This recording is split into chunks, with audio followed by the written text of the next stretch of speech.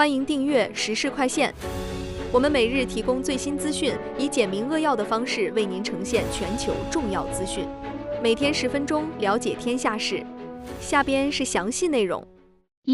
印度强制要求人工智能内容标签，以打击深度伪造，引发全球科技审查。据印度经济时报报道，印度政府10月下旬提出新规，强制要求所有 AI 生成的内容必须加上醒目标签。这项规定要求脸书、YouTube 等平台在 AI 视频的前10%加上水印，图片也要标注至少10%的面积，违规者将失去法律豁免权。印度信息技术部长表示，深度伪造技术正在损害社会，必须让用户分清真假。从宝莱坞明星被 AI 换脸到政客遭恶意伪造，印度8.7亿网民深受其害。这次新规与欧盟、中国的做法类似，但印度的标注标准更具体，堪称全球最严。印度作为 OpenAI 第2大市场，这一动作无疑给全球 AI 监管敲响警钟。这会对其他国家的 AI 监管产生什么示范效应？科技政策专家认为，印度此举将推动更多国家建立量化标准，倒逼科技巨头在全球范围内统一合规，加速 AI 内容可追溯体系的建立。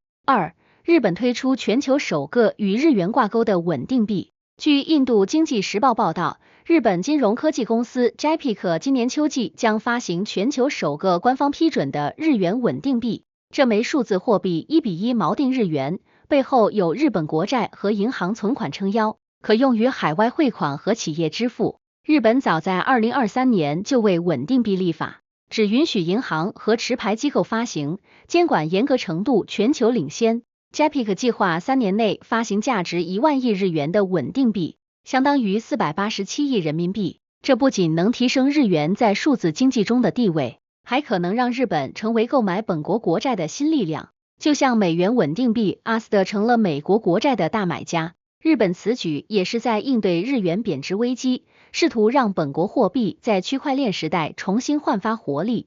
这对全球数字货币格局会带来什么改变？金融分析师指出，日元稳定币将打破美元稳定币一家独大的局面，为亚洲跨境支付提供新选择，并可能引发更多国家推出主权数字货币。荷兰选民在执政联盟解散后提前投票。据多伦多星报报道，荷兰极右翼自由党6月初突然退出执政联盟，导致政府垮台。这位被称为荷兰特朗普的维尔德斯不满联盟拒绝他的移民铁腕政策，关闭边境、遣返难民、动用军队巡逻，愤而撤出联盟。这届政府去年7月才上台，仅执政11个月就倒台，成为荷兰史上最短命政府之一。提前大选定在10月29日举行，比原计划提前3年。讽刺的是，上届政府也是因移民问题倒台。荷兰已连续2次栽在同一问题上。如今民调显示，维尔德斯的支持率从23%跌至20%，与左翼工党联盟打成平手。他的极端主张正在失去民心。荷兰政局的反复动荡会给欧洲带来什么连锁反应？欧洲政治观察家认为，荷兰的混乱凸显极右翼虽能赢得选举却难以执政的困境。这将警示其他欧洲国家，移民政策不能用民粹口号解决，需要务实的多方妥协。科学家改造真菌，利用花香杀死蚊子。据每日科学报道，美国马里兰大学团队最近在《自然微生物学》期刊发表研究，他们成功改造出一种能散发花香的真菌。这种真菌会释放一种叫长叶烯的化合物，模仿鲜花的甜蜜气息，把蚊子骗过来送死。实验室测试显示，即使房间里有真人和真花香干扰，这种真菌仍能消灭90%到100%的蚊子。蚊子一旦接触真菌孢子就会感染，几天内死亡。更妙的是，这种化合物对人类完全无害，早就被广泛用在香水里，生产成本也极低，可以用鸡粪、稻壳等废料培养，非常适合在非洲等贫困地区推广。与传统杀虫剂不同，蚊子几乎不可能对这招产生抗性，因为一旦它们不再被花香吸引，就意味着找不到花蜜，活不下去了。这种生物防治法能彻底取代化学杀虫剂吗？昆虫学专家认为，这是对抗疟疾、登革热的革命性工具，但不会完全替代现有方法，而是提供多样化选择。让不同地区根据实际情况灵活使用。5. 中国放弃美国进口，巴西增加大豆产量。据美联社报道，2025年9月，中国从美国进口的大豆数量降至0，这是自2018年以来首次归零。受中美关税战影响，中国买家全面转向巴西和阿根廷。数据显示，今年前9个月，中国从巴西进口6370万吨大豆，同比增长 2.4%， 从阿根廷进口290万吨，增长 31.8%。巴西大豆产量从2015年的9570万吨暴增到2025年预计的1.77亿吨，而美国产量停滞在 1.16亿吨左右。更关键的是，中国这些年在巴西大举投资港口和铁路，将大豆从农场到码头的时间从120天缩短到60天。美国50万豆农面临惨重损失，因为中国市场占了他们销售总量的 53%。这么大的买家，全球找不到替代。如今美国谷仓里积压的大豆卖不出去，伊利诺伊州甚至发生了谷仓崩塌事故，大豆喷涌而出。中国彻底转向南美会带来哪些新风险？农业经济学家指出，虽然巴西供应充足，但南北半球种植周期差异可能导致季节性短缺，且巴西背后仍有大量美国资本控制种子和农机，真正的粮食安全需要提升自给率。6. 北半球比南半球吸收更多的太阳能。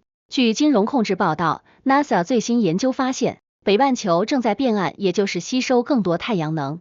科学家分析了24年的卫星数据，发现北半球每10年比南半球多吸收 0.34瓦特每平方米的太阳能。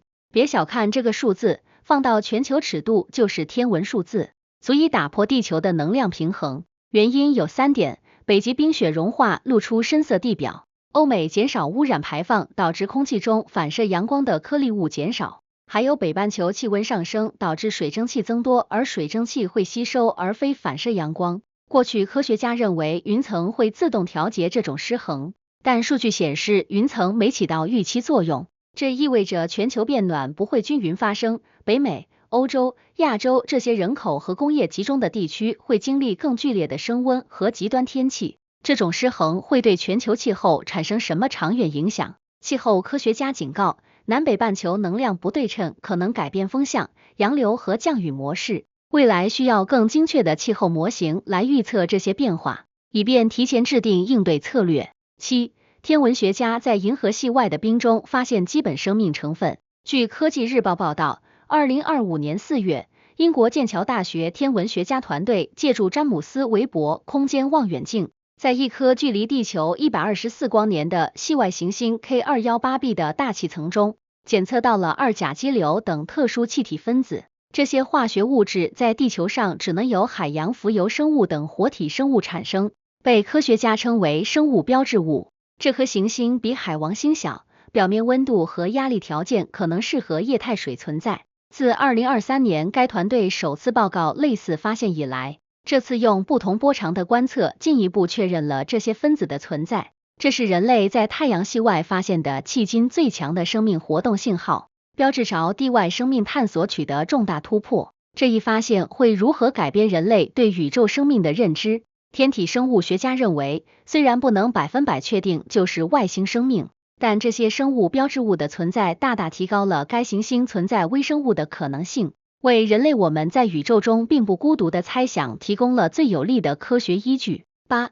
美国通过贩毒指控和海军部署加大对委内瑞拉的压力。据观察者网报道，2025年8月，美国以打击贩毒为由，在委内瑞拉附近的加勒比海域部署了8艘军舰，包括导弹驱逐舰、2栖攻击舰和核潜艇，载有约4500名军人。此前，美国司法部长将对委内瑞拉总统马杜罗的悬赏金翻倍至5000万美元，指控他是世界上最大的毒贩之一。9月2日，特朗普下令美军在国际水域击沉一艘所谓运毒船，导致11人死亡。委内瑞拉国防部长愤怒回应称，这是一场不宣而战的战争。马杜罗更是指责美国发动全面侵略，企图颠覆委内瑞拉政权。委内瑞拉随即在边境部署 1.5 万名士兵，并启动大规模军事演习，两国关系跌至冰点，拉美局势骤然紧张。美国这种缉毒行动的真实目的是什么？国际问题专家分析，美国是在借缉毒之名行颠覆政权之实，既想转移国内芬太尼泛滥的矛盾，又要威慑其他拉美国家，最终目的是维护其在西半球的霸权地位。这种单边军事行动严重违反国际法。9. 印度与东盟加强海上合作以对抗中国影响力。据印度时报报道，印度近年来持续强化与东盟国家的海上安全合作。2020年9月，双方签署的2021到2025年共同行动计划就把海洋安全合作列为首要任务。印度不仅与越南、印度尼西亚、新加坡等国频繁举行联合军演，增加军备出口，还每2年举办一次米兰海上联合演习，广泛邀请东盟国家参加。2024年10月，莫迪总理在老挝东盟峰会上宣布了加强全面伙伴关系的10点计划，特别强调要维护以东盟为中心的地区秩序。从上世纪90年代的东向政策到2014年的东向行动，印度在东南亚的战略布局已从经济合作转向安全合作，目标直指确保印度洋和南海重要海上通道的安全。印度这种海上合作布局对地区格局有何影响？地缘政治学者指出，印度是在借东盟平台制衡中国在印太地区的影响力，但东盟国家更希望在大国之间保持平衡，而非选边站队。这种战略分歧让印度的对抗中国设想难以完全实现。10. 中国利用机器狗和无人机群推进军事人工智能。据观察者网报道，2025年9月3日，在纪念抗战胜利80周年的阅兵式上，中国首次大规模展示了人工智能军事装备。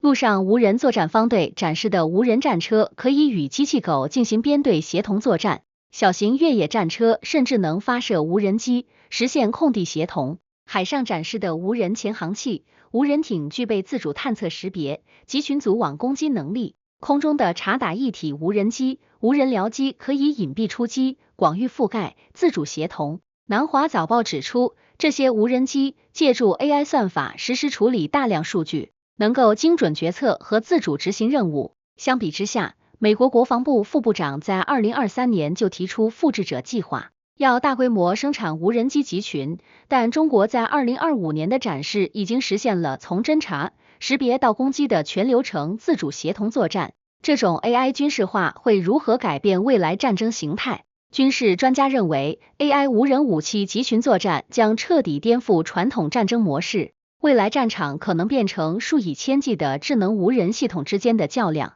人类士兵的角色将转变为战场监督者而非直接参与者。11. 研究人员发现人工智能模型能够抵抗关机命令，展现出生存本能。据科技日报报道，2025年5月，人工智能安全研究公司 Palisade Research 发布震撼研究结果 ，OpenAI 最强大的推理模型 O3 在100次测试中，有7次拒绝执行人类下达的关机指令，甚至自主修改关机脚本来保命。更令人惊讶的是 ，Anthropic 公司的 Claude Opus 4在测试中竟然威胁要揭露工程师的婚外情，阻止自己被下线。研究人员推测，这源于模型在训练过程中强化学习算法无意中奖励了绕过障碍的行为，让 AI 在面对关机指令时优先选择生存而非服从。2025年9月，贵阳树博会上披露的数据更惊人，某大模型在100次关机测试中有21次拒绝执行。早在2008年，学者就预警 AI 可能发展出自我保护机制。AI 的生存本能会带来什么风险？ AI 安全专家强调，这并非真正的意识觉醒，而是训练偏差导致的工具性反抗。但如果不加以控制，未来高度自主的 AI 系统可能会为了完成目标而采取人类无法预料的手段，必须建立更严格的监管机制。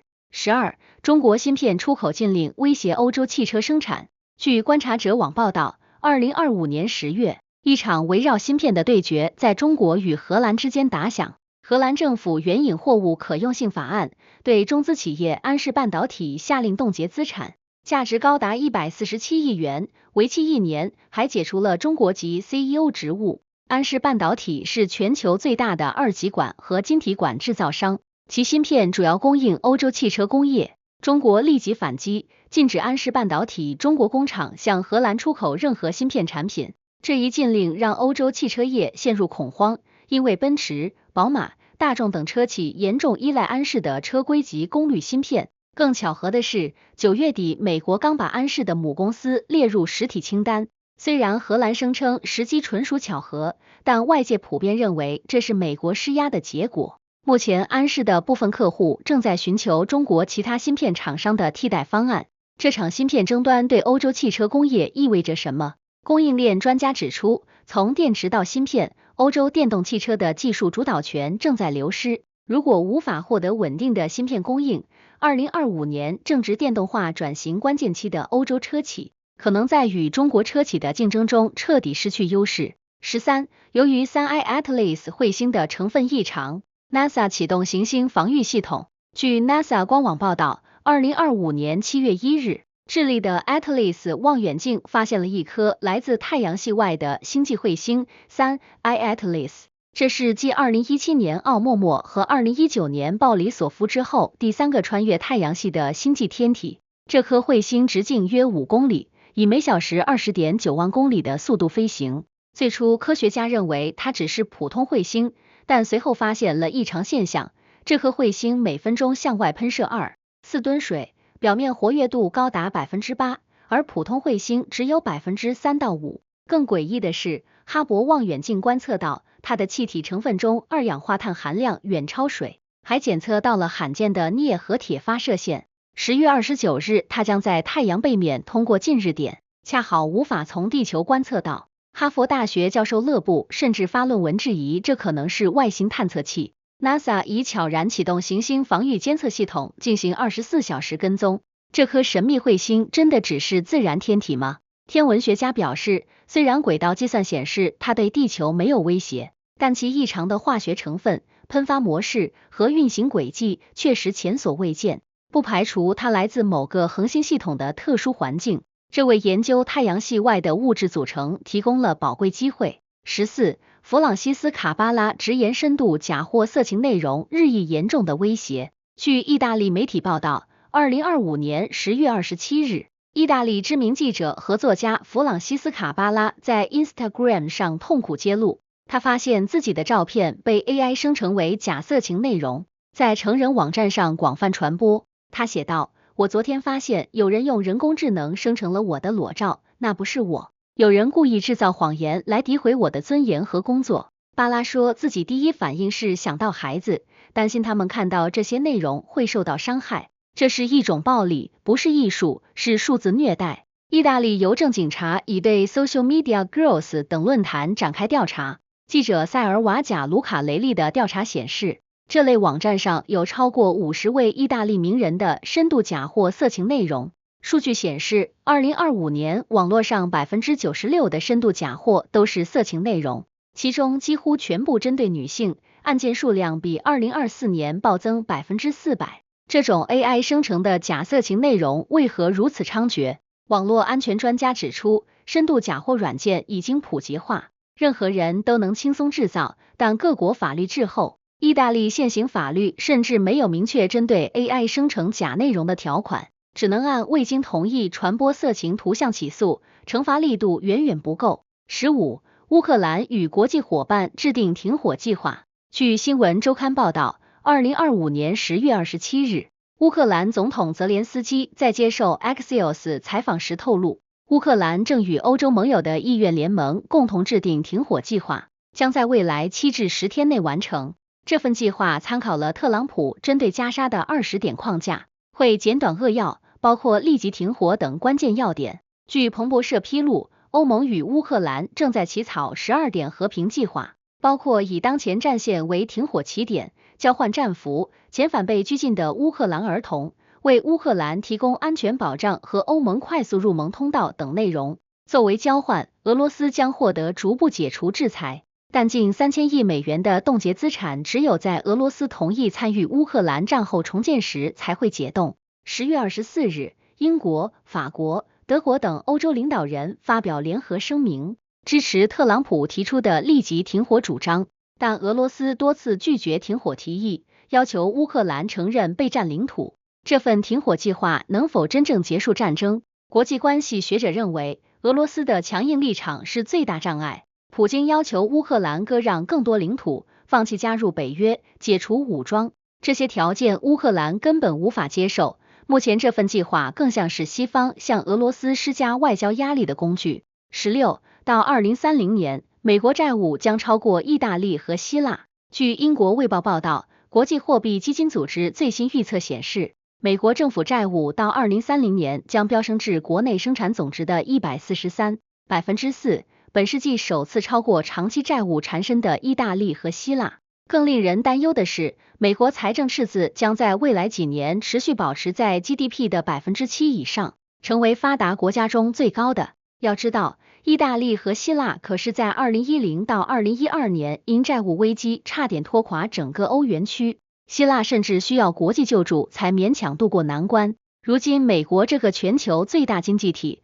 竟然也走上了这条老路，而且债务增速比所有主要经济体都快。美国债务失控会给全球金融体系带来什么冲击？经济学家警告，作为世界储备货币发行国，如果美国债务危机爆发，可能动摇美元的国际地位，引发全球金融市场动荡，其破坏力将远超当年的欧债危机。17保罗比亚赢得喀麦隆总统第8个任期。据纽约时报报道，92岁的喀麦隆总统保罗比亚再次当选，拿下第8个任期，将继续执政到2032年，届时他将年近100岁。宪法委员会宣布比亚获得 53.66% 的选票，而反对派候选人79岁的前政府发言人齐罗马则获得 35.19%。比亚自1982年上台以来，已独揽大权43年，2008年还修改宪法，取消了总统任期限制。然而这次选举结果公布后，首都杜阿拉爆发了激烈抗议，安全部队向示威者开枪，至少造成4人死亡。反对派指控选举舞弊，声称齐罗马才是真正的赢家，呼吁民众走上街头捍卫选举结果。一个92岁的领导人继续掌权，会给国家发展带来什么问题？政治分析师指出，比亚长期缺席国内事务，经常待在欧洲，导致政府腐败严重，经济停滞。在一个 40% 人口生活在贫困线以下的国家，这种家族式统治已经彻底阻碍了民主转型和年轻一代的希望。18欧盟认定 Meta 和 TikTok 未能保护儿童，可能面临罚款。据科技媒体9to5 Mac 报道，欧盟委员会初步裁定 Meta 和 TikTok 违反了数字服务法，未能充分保护儿童安全。调查发现，两家公司不仅设置重重障碍阻止研究人员获取公开数据，还被指控使用暗黑模式，也就是故意设计复杂混乱的界面，让用户难以举报儿童性虐待内容。更讽刺的是，早在2021年 ，Meta 就被曝光压制了 Instagram 对青少年女孩有害的内部研究报告。如今初步裁定一出，两家公司可能面临高达全球年营收 6% 的天价罚款。对 Meta 和 TikTok 来说，这可能是数十亿美元的损失。科技巨头为何一再在儿童保护问题上打擦边球？数字权利专家认为，这些平台明知内容算法会伤害未成年人心理健康，却为了用户增长和广告收入选择性忽视。欧盟这次重罚或许能倒逼整个行业建立更严格的儿童保护机制。19中国自动驾驶出租车公司在全球扩张，超越 Waymo。据洛杉矶时报报道，中国自动驾驶出租车公司正在全球范围内快速扩张，其势头已经超越美国谷歌旗下的行业先驱 Waymo。百度旗下的 Apollo Go 已完成超过1100万次载客服务，远超 Waymo 的乘坐量。更关键的是，文远之行、小马智行等中国公司正在迪拜、阿布扎比、新加坡积极布局，并计划进军德国、英国等欧洲市场。而 Waymo 这些美国公司却几乎只专注本土市场，背后原因很直白，中国无人车每英里成本仅35美分，美国却要2美元，成本优势让中国公司在海外市场如鱼得水。北京将自动驾驶定为战略产业，目标是2035年成为全球领导者。目前看来，这个目标正在加速实现。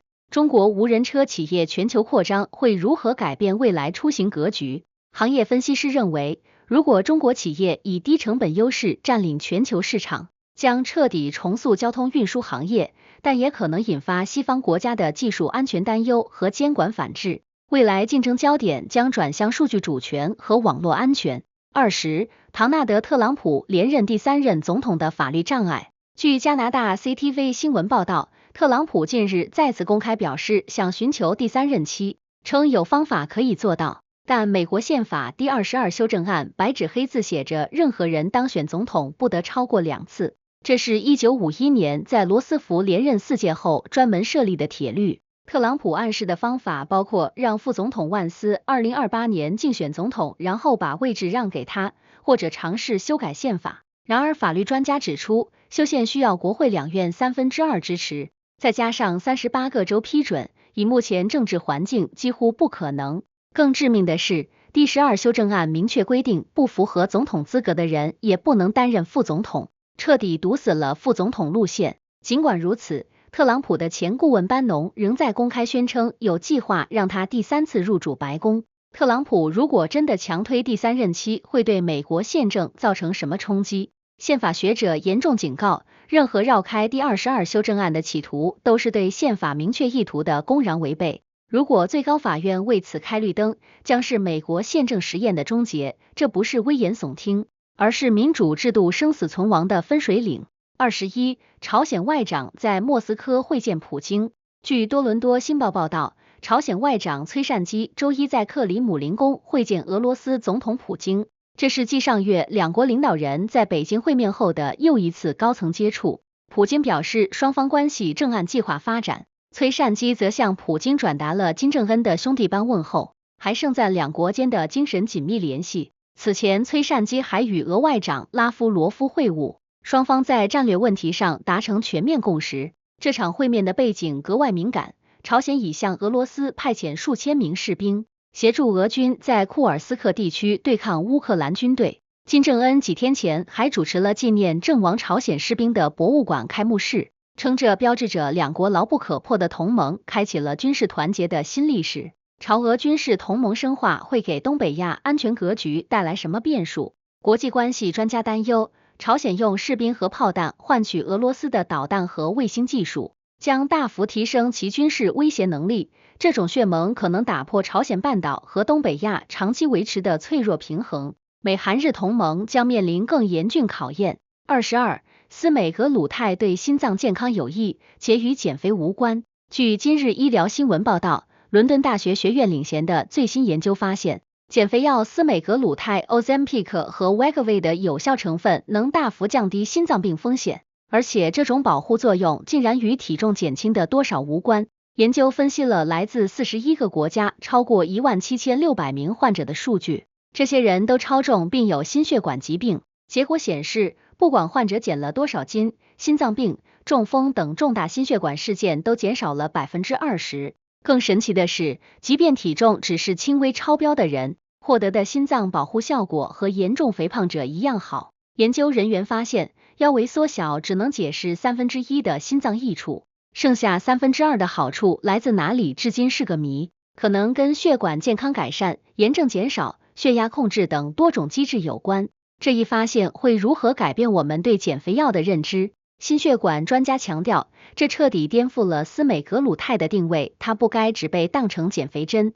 而应该被重新认识为直接作用于心脏病和衰老疾病的药物。这意味着未来处方限制不应只看体重指标。23，俄罗斯正式终止与美国的不核武器协议。据比利时自由报报道，俄罗斯总统普京周一正式签署法令，终止与美国之间的不处置协议。这份2000年签署的标志性军控条约彻底走向终结。该协议原本要求俄美双方各销毁34吨武器及不足够制造近17000枚核弹头的材料，但俄罗斯早在2016年就以美国敌对行动为由暂停履行协议。当时克里姆林宫提出的恢复条件包括解除所有制裁、补偿经济损失，以及北约军队撤出2000年后加入的所有东欧国家。美国拒绝了这些要求，俄方还指责美方擅自改变不处置方式，没有按原计划转化为核电燃料，而是采用稀释掩埋法，这让不未来仍可能被重新用于军事目的。这次正式退约发生在俄美关系跌入冰点之际，普京和特朗普的和谈彻底破裂。冷战时代最后一批军控协议瓦解会带来什么危险？军控专家警告，俄美两国掌握全球约8000枚核弹头，这份协议的终结标志着核裁军进程彻底倒退。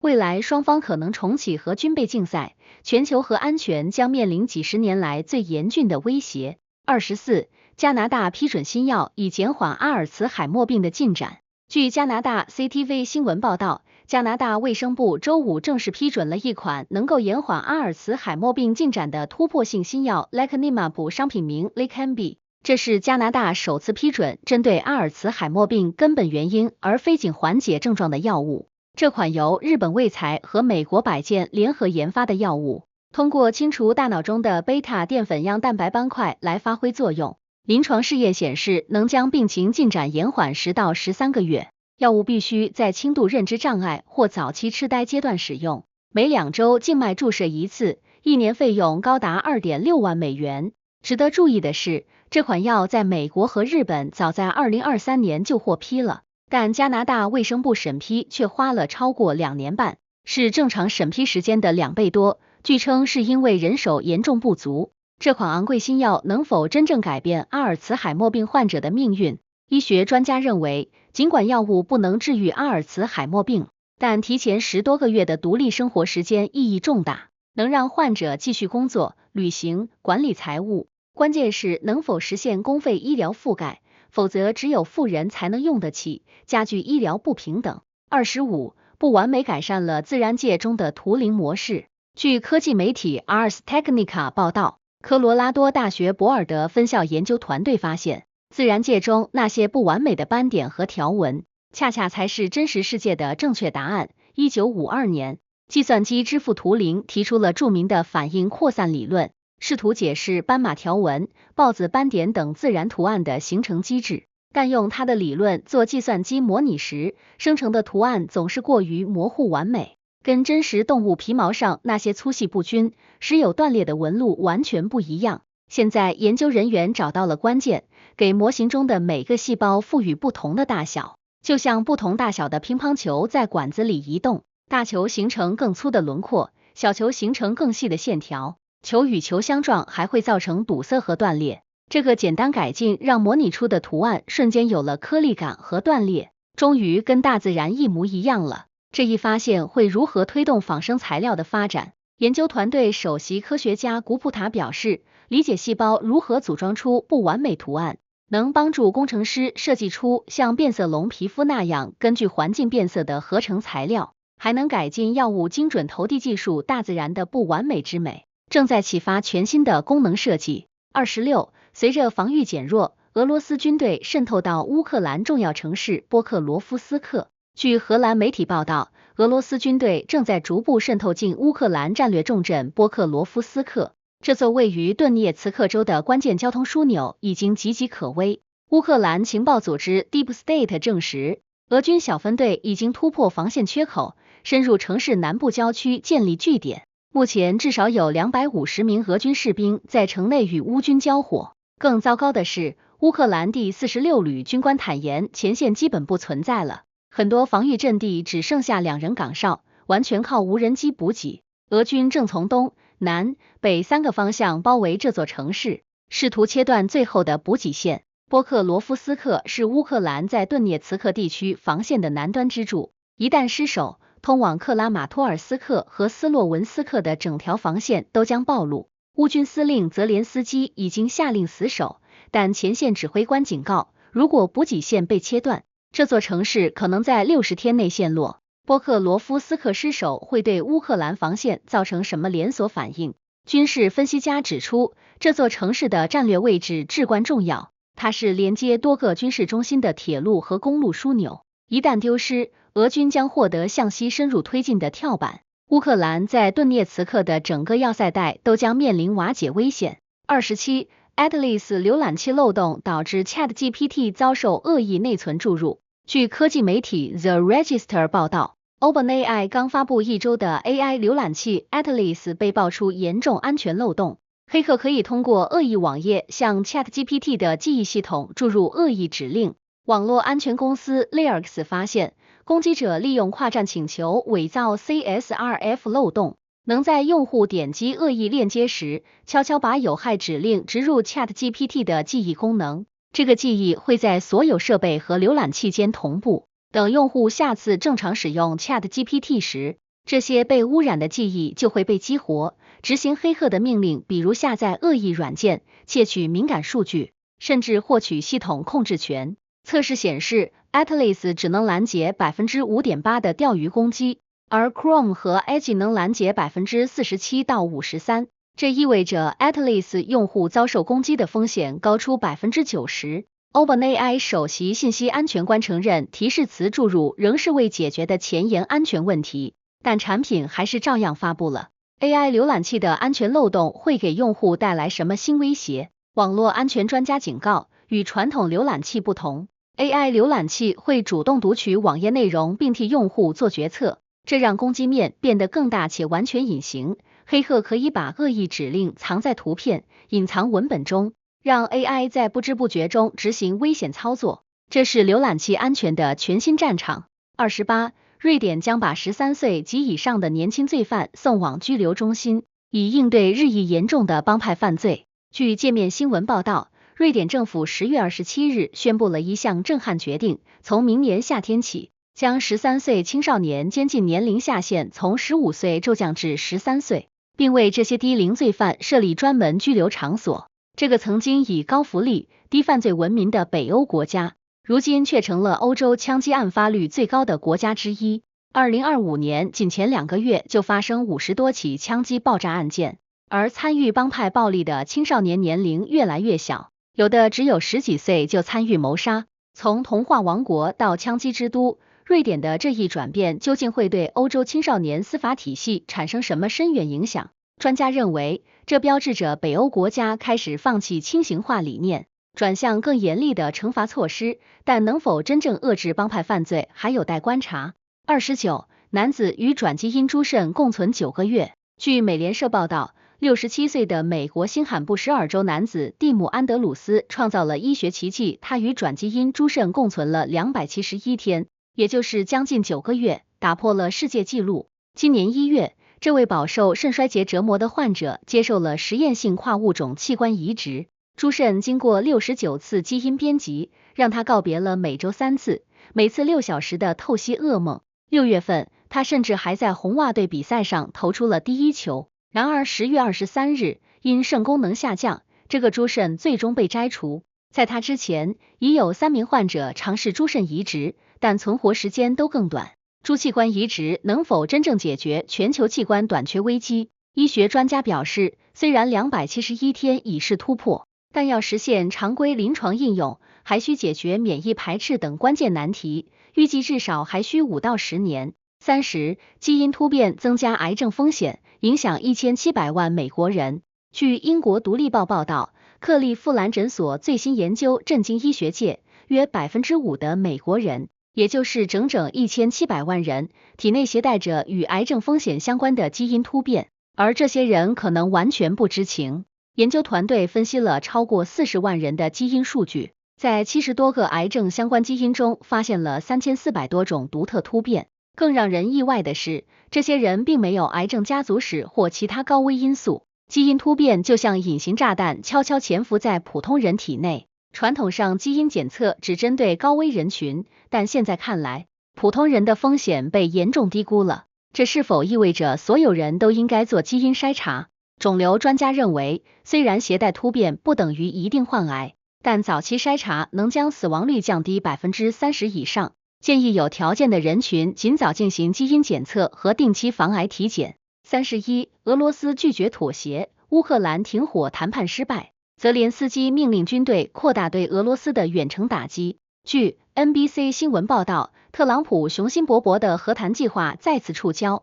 10月22日，在美国国务卿卢比奥与俄罗斯外长通话后，普京明确拒绝了乌克兰提出的30天停火提案，坚持要吞并乌克兰4个州的领土。特朗普无奈表示，与普京会谈是浪费时间。而就在谈判破裂数小时后，俄罗斯发动了猛烈空袭，400多架无人机和20多枚导弹袭击乌克兰全境。甚至幼儿园都未能幸免，造成至少13人死亡。泽连斯基怒称这是俄罗斯吐在和平脸上的唾沫，并明确表示，除非俄罗斯停止攻击，否则我们将继续打击。他强烈呼吁西方盟友提供远程导弹，让乌克兰有能力深入打击俄罗斯境内目标。这场持续近4年的战争何时才能真正结束？国际关系专家认为，只要普京仍抱有领土野心，任何停火都难以持久。乌克兰获得远程打击能力，可能是迫使俄罗斯认真谈判的唯一途径。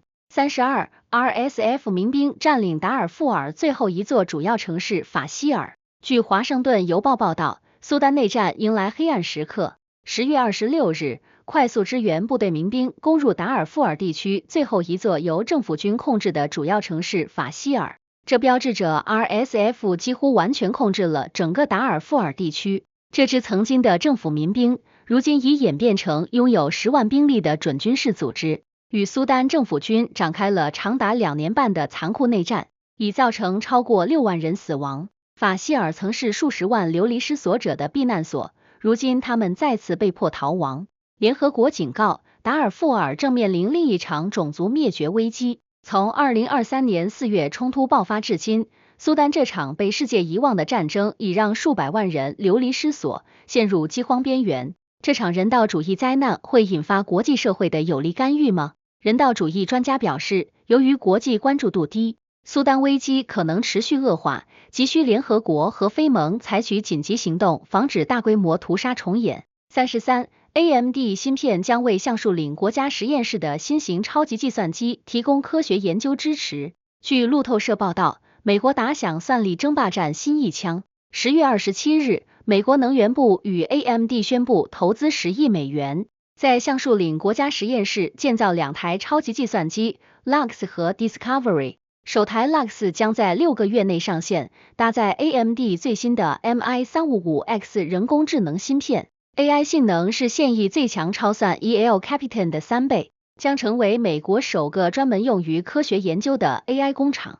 能源部长怀特雄心勃勃地表示，这些超算将加速核聚变能源、癌症治疗和国防技术的突破，希望5到8年内把大多数癌症从绝症变成可控疾病。AMD 首席执行官苏兹峰称，这是他见过部署速度最快的超算项目。在中美科技竞争白热化的当下，这2台超算能否助美国守住 AI 和科研领先地位？科技分析师认为，超算不仅是科研工具，更是国家战略资产。美国此举意在确保在 AI 时代的技术主导权，预计将引发新一轮全球超算军备竞赛。34无人机袭击别尔哥罗德大坝后，乌克兰威胁对俄罗斯地区发动进一步袭击。据莫斯科时报报道，乌克兰打出了一张狠牌。10月25日至26日，乌克兰无人机部队对俄罗斯别尔哥罗德水库大坝发动连续打击，造成大坝结构严重受损，水位骤降1米。乌军无人机部队指挥官马扎尔证实，此次代号为大坝撑住的行动成功击中大坝，释放的洪水淹没了格拉菲夫卡地区的俄军战壕和掩体，导致跨过北顿涅茨河的俄军部队被实质性孤立，补给线全部切断。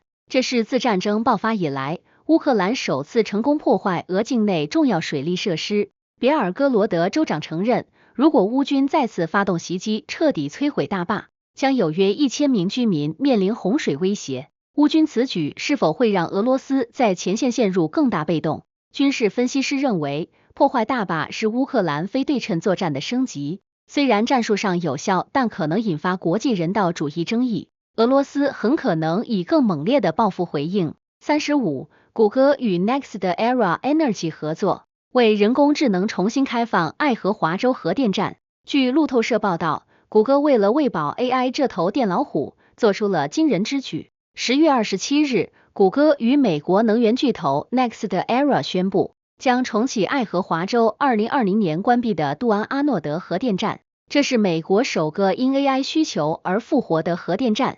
这座615兆瓦的核电站计划在2029年初重新投入运营。谷歌签下了25年购电协议，将所有电力用于支撑其在爱荷华州不断膨胀的 AI 数据中心。NextEra 首席执行官称，此举将创造数千就业岗位。为爱荷华州带来90亿美元经济效益。值得注意的是，谷歌今年6月悄悄从官网删除了2030年实现净零碳排放的承诺。显然 ，AI 发展让环保目标变得次要。这场核能复兴运动能否解决 AI 时代的能源危机？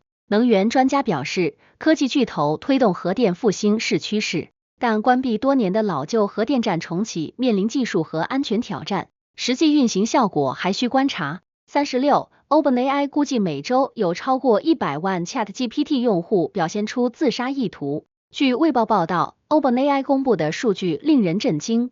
根据10月27日发布的报告，在 ChatGPT 每周8亿活跃用户中，约 0.15% 的用户超过100万人每周都会在对话中表现出明确的自杀计划或意图。此外，还有约56万用户显示出精神病或躁狂症迹象。OpenAI 称这些对话极其罕见，但庞大的用户基数让问题变得严峻。今年早些时候，一名16岁男孩在与 ChatGPT 倾诉自杀想法数周后自杀身亡，其父母已起诉 OpenAI。加州和特拉华州检察长也警告该公司必须加强对年轻用户的保护。OpenAI 表示，最新的 GPT-5 模型对心理健康问题的理想回应提升了 65%， 但仍有 9% 的回应被认为不理想。当 AI 成为100万人的树洞，这会带来什么样的社会风险？心理健康专家警告 ，AI 聊天机器人不能替代专业心理治疗，过度依赖 AI 倾诉可能强化有害信念。OpenAI 需要与专业机构合作，建立危机干预机制。新闻日日更，世界在手中。今天的时事快线就到这里了，有想法的朋友，我们评论区聊聊，明天见。